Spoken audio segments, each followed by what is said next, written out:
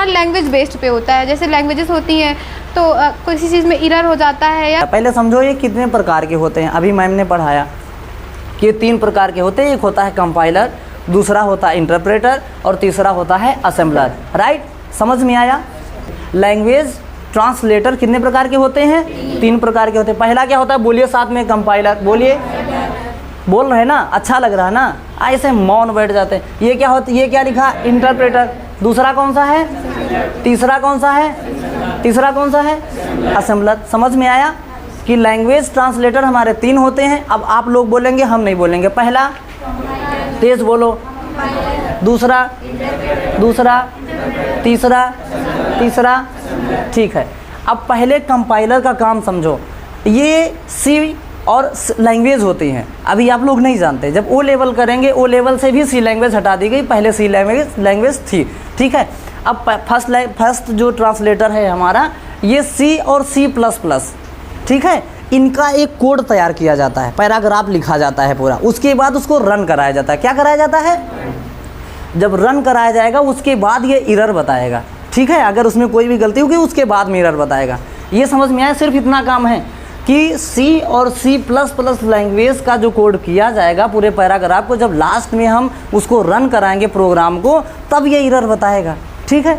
इतना काम है। और यहाँ पर क्या है? इंटरप्रेटर का काम ये लाइन बाय लाइन ट्रांसलेट करता जाता है। समझ गए? काम सभी का वही है कि मशीनी लैंग्वेज को हम क्या कर रहा है, वो हाई लेवल लैंग्वेज को वो मशीन लैंग्वेज में कन्वर्ट कर रहा है। क्योंकि कंप्यूटर कौन सी भाषा समझता है? बोलिए ना, मशीनरी लैंग्वेज को, मशीनी भाषा समझता है कंप्यूटर, बस। ठीक है। और ये ट्रांसलेटर है, ये वो काम कर रहे हैं कंप्यूटर को समझाने के लिए। जैसे हमारे यहाँ का, अभी हमारे मोदी जी गए थे बाहर, अमेरिका गए थे ना, तो जो मीटिंग हो रही थी, ट्रम्प के सामने बैठे थे, तो हिंदी में बोल रहे थे। एक था वहाँ पर ट्रांसलेटर जो उसको इंग्लिश में कन्वर्ट करके बता रहा था, है ना। लेकिन हमारे देश के गौरव हैं प्रधानमंत्री, एक बड़ा लेवल का पद होता है, हालांकि उन्हें वो पर्ची लेकर गए थे, पर्ची लेकर नहीं जाना चाहिए था। भाई, अगर आप इस संस्था का हम नेतृत्व कर रहे हैं, एक प्रकार से आप सब को हम तैयार कर रहे हैं, अगर हम आप सबको तैयार कर रहे हैं, उत्साहवर्धन कर रहे हैं आप लोगों का, तो हमारे पास इतनी कैपेसिटी होनी चाहिए कि बिना देखे हम 30-40 मिनट बोल सकें। राइट।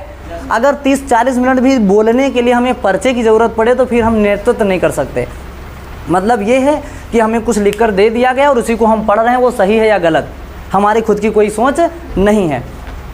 तो ऐसा नहीं होना चाहिए था, लेकिन जो हुआ सब ठीक है ना, सब चल रहा है बराबर। तो इंटरप्रेटर का मतलब समझ गए, ये जावा और पाइथन को लेकर चलता है, जावा स्क्रिप्ट और पाइथन। अभी ये सब ऊपर से जा रहा होगा कि जावा स्क्रिप्ट क्या होता है, पाइथन क्या होता है ना, नहीं समझ आ रहा ना। ये लैंग्वेज है, जब वो लेवल करेंगे ये भी आप उसमें सीखेंगे।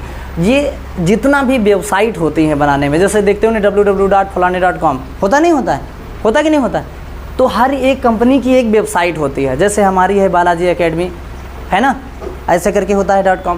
तो अलग अलग लेवल का मतलब जितनी भी कंपनी है, जितनी भी ब्रांचेस हैं, सबकी एक वेबसाइट होती है। आप देखेंगे ईमेल आईडी अलग होती है, वेबसाइट अलग होती है।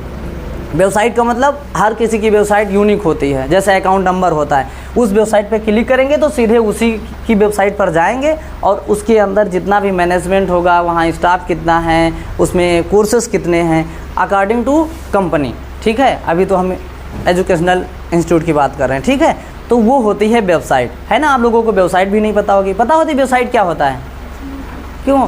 रीज़न क्या है ना, अभी हम लोग वहाँ पर नहीं पहुँचे, वहाँ पर पहुँचे नहीं, या फिर हमारे स्कूल कॉलेज वाले हमें ये सब बताए नहीं। अब ट्रेनिंग इंस्टीट्यूट पर आए हैं, ट्रेनिंग दी जा रही है, लेकिन एक साथ तो नहीं घोर के पिलाया जा सकता, धीरे धीरे करके बढ़ाया जा रहा है ना। समझ में आ रहा है ना। तो इंटरप्रेटर क्या करता है? लाइन बाय लाइन ट्रांसलेट करता जाता है। ठीक है। समझ में आ गई बात ना। अब आ गई असेंबलर, आ गया। तीसरा कौन सा है? असेंबलर आ गया। असेंबलर क्या करता है?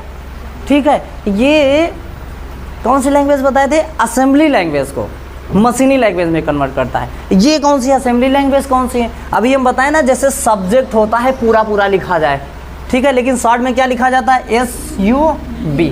डेट ऑफ बर्थ क्या लिखा जाता है? DO। एड्रेस पूरा लिखा जाता है ना, लेकिन हम शॉर्ट में क्या लिखते हैं?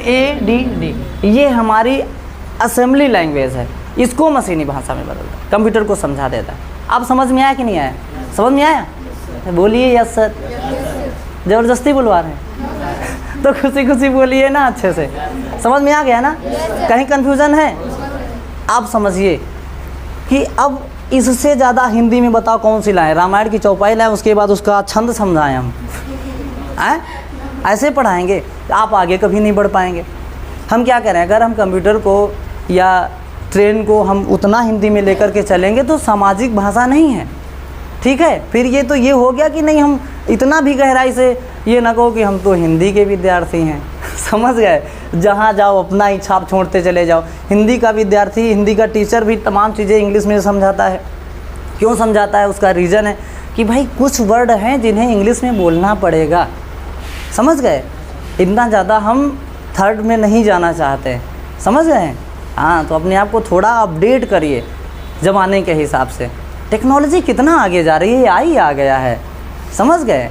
उसके साथ बढ़िए ना। नहीं तो यहाँ से जाने के बाद पता चले आप स्टेशन पहुँचे, वहाँ एक मशीन रखी, टिकट निकालना, आप टिकटें नहीं निकाल पाएंगे, वहाँ बहुत लाइन लगी है, टिकट से ज़्यादा आसानी है। बैंक गए, बैंक मशीन पैसा जमा करती है, आप लाइन में लगे हैं, लाइन 10 बीघे लंबी है, आप खड़े हैं लाइन में, समझ रहे हैं? तो इन चीज़ों को समझिए कि प्रयास तो करिए। हमें लगता है कि हिंदी से ईजी तो आपका इंग्लिश है कि नहीं है? ठीक है ना?